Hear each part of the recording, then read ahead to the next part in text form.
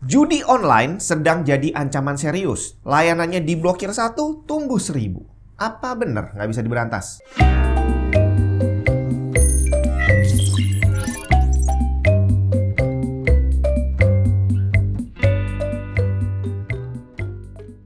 Lagi rame seliweran berita tentang judi online. Ada yang bilang pelaku judi online di Indonesia mencapai 2,7 juta orang. Di berita yang lain disebutkan 3,2 juta. Tapi dari data yang lain disebutkan angkanya malah mencapai 4 juta orang. Dimana di sini bahkan dikasih data sebaran usianya. Paling banyak ada di kelompok usia 31 sampai 50 tahun.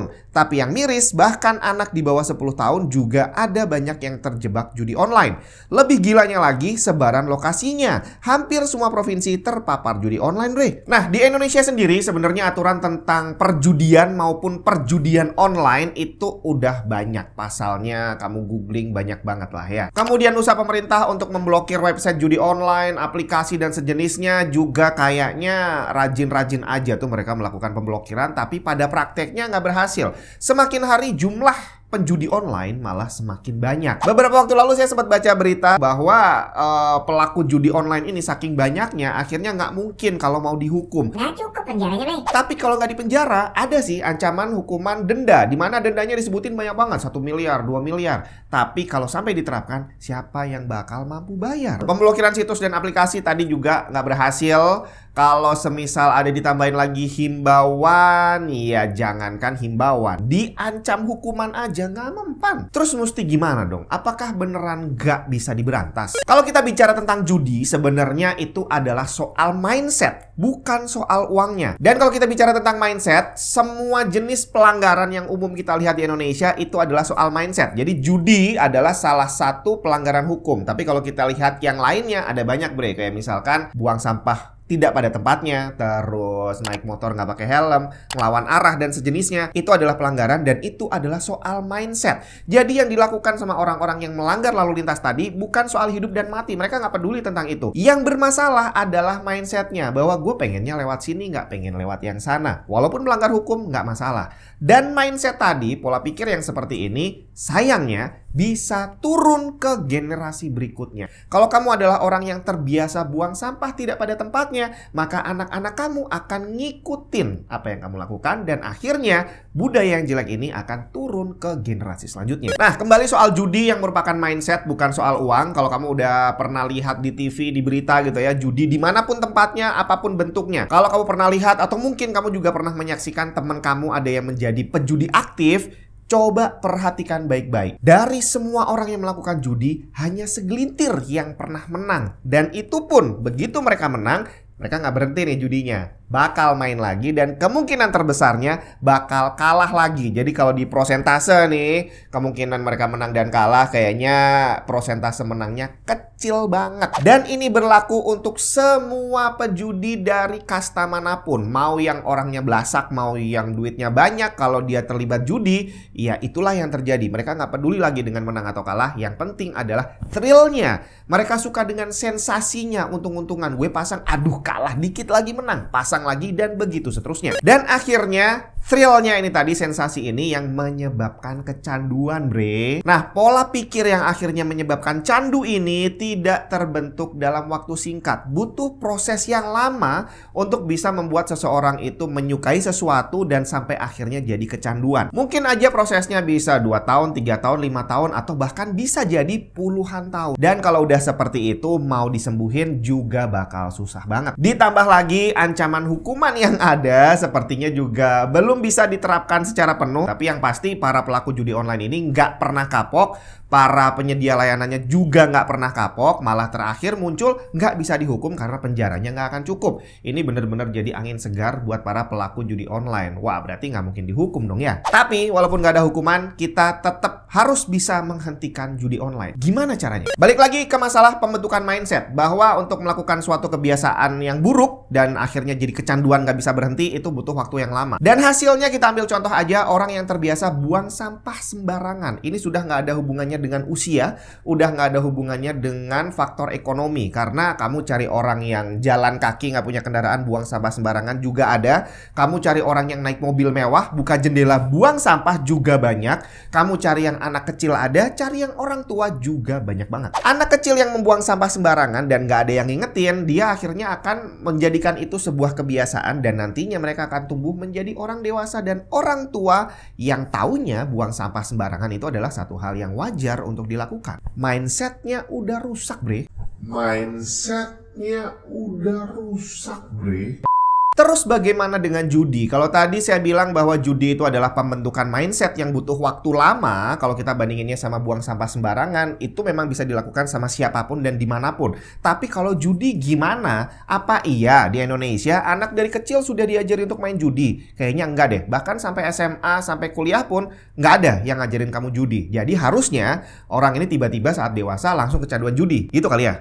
Ini yang menarik karena ternyata tanpa kita sadari, perjudian di Indonesia walaupun secara aturan hukum itu dilarang, tapi dalam bentuk lain mereka bisa menyamar dan anak-anak kecil ternyata boleh untuk memainkannya dari sejak lama. Sekali lagi, judi adalah mindset, bukan tentang uangnya. Artinya, untuk membentuk kebiasaan berjudi tadi nggak butuh uang, bre. Yang dibutuhkan adalah mekanisme yang menggunakan sistem perjudian yang sudah dilakukan sama anak-anak dari sejak kecil, dianggap normal sampai mereka dewasa. Barang yang dijadikan objek judi bisa barang apapun, yang kalau kita lihat ya sepertinya legal-legal aja sih. Kita coba flashback ke 25 tahun yang lalu, sekitaran tahun 2000. Kalau dari data tadi disebutkan bahwa pelaku judi online terbanyak adalah kelompok usia 31 sampai 50 tahun, berarti di awal tahun 2000-an usia mereka masih di kisaran 6 sampai 25 tahunan. Saat itu warnet udah banyak, tapi game online belum terlalu. Jadi warnet itu fungsinya masih untuk bersosialisasi, cari artikel gitu ya.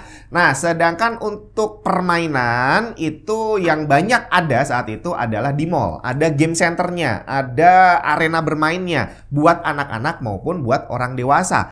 Adalah salah satu contohnya. Dan kalau kita pergi ke masih ingat nggak permainan apa yang paling banyak ada di sana? Sampai hari ini juga masih banyak sih permainan seperti itu. Ingat, mainan yang berhadiah tiket. Ada banyak banget, bre. Nah, permainan yang berhadiah tiket tadi itu tidak butuh skill. Beda kalau kamu main video game Tekken gitu ya. Itu butuh skill, bre. Untuk bisa kamu main berlama-lama di situ, untuk bisa menikmati gamenya, kamu harus bisa maininnya. At least bisa ngontrol dengan bener gitu ya. Tapi kalau kamu mainan yang berhadiah tiket, sebagian besar yang dibutuhkan hanya keberuntungan. Cuma pencet, nanti bolanya jatuh di angka berapa, terus ada apa lagi lewat jatuh di angka berapa, itulah jumlah tiketnya. Butuh keberuntungan tingkat tinggi untuk bisa dapetin jackpot. Memang sih semakin sering kamu main, insting kamu akan semakin terasah. Tapi orang-orang yang bener-bener instingnya bisa pas untuk bisa dapetin jackpot yang ratusan tiket itu, iya mereka pun juga nggak bisa 100% berhasil. Tetap ada chance-nya. Keberuntungan tetap memainkan peranan utama. Kalau dalam bahasa Indonesianya, permainan seperti itu disebut permainan untung-untungan. Dalam bahasa modern disebut gacha. Dalam bahasa yang lain kalau disebut judi, bener atau enggak ya? Mungkin karena hadiahnya bukan uang betulan, akhirnya permainan-permainan tadi dianggap bukan judi dan diperbolehkan ada di Indonesia. Bahkan secara resmi masuk ke dalam mall, dijadikan permainan anak-anak dari sejak dulu sampai hari ini. Dan akhirnya begitu kita sudah terbiasa memainkan game yang untung-untungan tadi, game gacha tadi, sensasinya mulai terbentuk. Asiknya mendapatkan sesuatu dengan cara gacha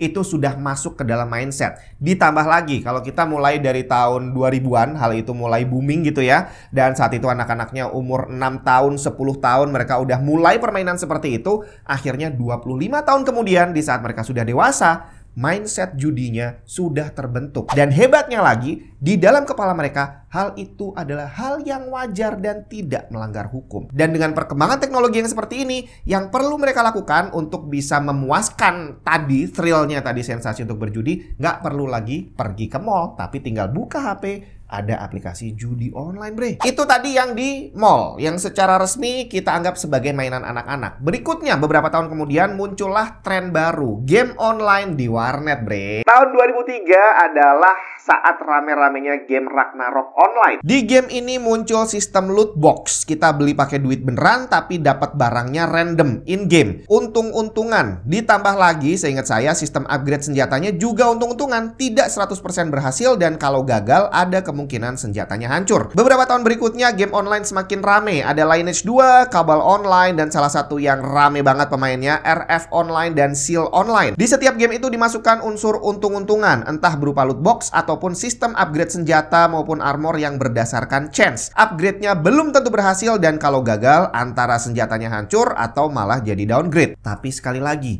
karena hadiahnya, reward yang kita dapat bukan dalam bentuk uang beneran, akhirnya sistem seperti ini tidak dianggap sebagai judi. Main game online sah-sah aja walaupun sistem di dalamnya kental sekali dengan unsur perjudian. Kemudian di luar arena bermain di mall, di luar video game, masih ada lagi barang-barang fisik yang dijual di toko tapi menggunakan sistem gacha. Untung-untungan lagi. Masih ingat gak kalau ke mall dulu ada toko yang jualan seperti vending machine? Jadi ada kotak isinya bola-bola, di dalam bola itu isinya mainan, terus kita masukin koin, diputer, jatuh tuh nanti. Terus udah dapat, dibuka mainannya apa, udah itu sistemnya seperti itu. Dan mesin seperti itu disebut dengan nama gachapon yang menjadi asal-usul kata gacha. Saat ini udah hampir nggak ada kita lihat gachapon tadi dijual di mall, tapi sistem untung-untungan masih tetap diberlakukan sampai hari ini. Kalau nggak percaya, kamu coba pergi ke terus lihat langsung di depan kasir, di rak bawahnya itu ada banyak telur-teluran tuh dari plastik, namanya surprise egg. Itu adalah sistem yang sama seperti gachapon. Kamu bayar 10.000, 15.000, 20.000, dapat telurnya, dibuka, isinya ada makanan dan ada mainannya. Tapi secara kualitas nggak jelas, bre. Ini mainan juga harga aslinya berapa saya nggak tahu, tapi yang pasti dari bentuknya nggak mungkin harganya 15.000. Tapi terlepas dari kualitas barang yang kita beli, sistemnya adalah sistem judi, sistem untung-untungan, sistem gacha. Dan ini disukai sama anak kecil, bre. Target pasarnya adalah anak kecil. Jadi kalau hal ini diteruskan, iya itu tadi, pembentukan mindset judinya bisa berjalan dengan lancar karena semuanya legal. Dan itulah tadi kenyataan yang kita hadapi, bahwa dari sejak awal tahun 2000 sampai hari ini, di mana di Indonesia ini perjudian dilarang, tapi pada prakteknya kita disuguhi, kita semua tumbuh dengan hal-hal yang berbau judi yang legal, bre. Nggak pakai uang, tapi itu udah lebih dari cukup. Karena balik lagi,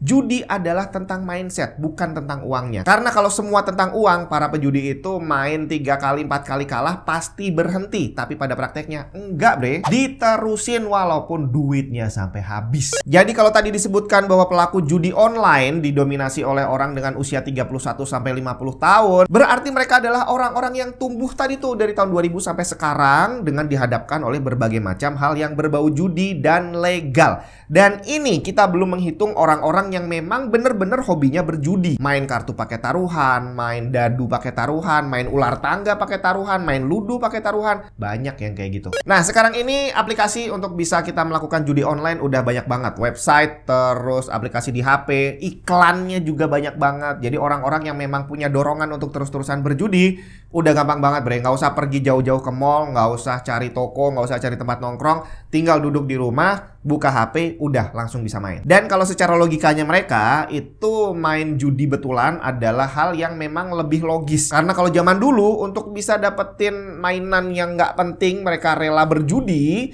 Ya kalau sekarang lebih make sense dong. Kalau gue keluar duit, nanti rewardnya juga duit. Terus apa hubungannya yang saya bicarakan ini dengan pemberantasan judi online? Iya, balik lagi. Kalau tadi dibilang bahwa pelaku judi online sekarang sudah banyak sekali, jadi seandainya pun hukumnya diberlakukan dengan ketat, nggak mungkin bisa dihukum semuanya. Termasuk upaya memblokir website dan aplikasi judi online sampai hari ini juga terlihat tidak efektif. Jumlah penggunanya semakin lama semakin banyak. Jadi akhirnya untuk sekarang, buat orang-orang yang tadi usia 31 sampai 50 tahun yang udah terlanjur kecanduan judi online, kayaknya tinggal kita doain aja. Yang perlu kita lakukan sekarang adalah jangan sampai hal ini turun ke generasi selanjutnya. Gimana caranya?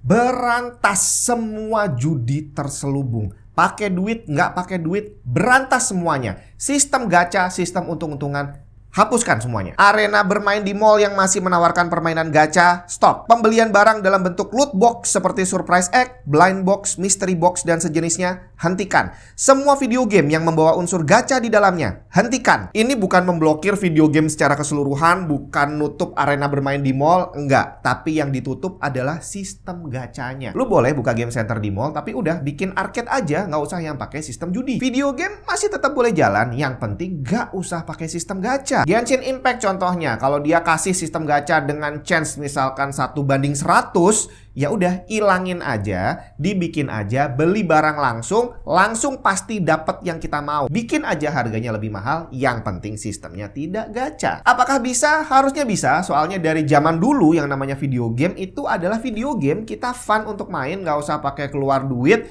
untuk berharap mendapatkan sesuatu yang belum tentu bisa kita dapetin. Bahkan hari ini masih banyak game-game bagus yang tidak menggunakan sistem gacha. Silahkan jual DLC, silahkan jual expansion pack, silahkan jual set senjata, set armor, dan sejenisnya. Yang penting jangan pakai sistem gacha. Juallah dengan normal, dengan jujur. Lu pengen pedang yang warnanya merah, ya udah lu dapat merah, bukan dapat chance yang nantinya ternyata malah dapat sepatu kuda. Gak asik banget, bre. Jadi sekarang ini prioritas utama kita adalah menyelamatkan generasi gamer penerus kita agar tidak terbentuk menjadi gamer dengan mindset penjudi. Gimana menurut kamu?